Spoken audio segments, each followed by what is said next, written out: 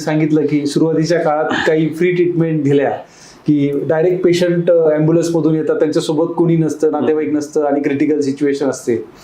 तर अशा एक दोन तुम्ही सुरुवातीला काय झालं की आपलं ऍक्सिडेंटली आपल्या इथे जास्त काम म्हणजे ऍक्सिडेंटली ऑर्थोपेडिकच चालतं म्हणजे जास्त प्रमाणात. तर ज्यावेळेस सुरुवातीला काही पेशंट आले तर त्या पेशंट सोबत येताना कुठंतरी रोडला काहीतरी पडलेला असतो, साईडचा एखादा उचलून त्याला घेऊन येतो आणि तो तर अर्धा तो घाबरतच येत असतो.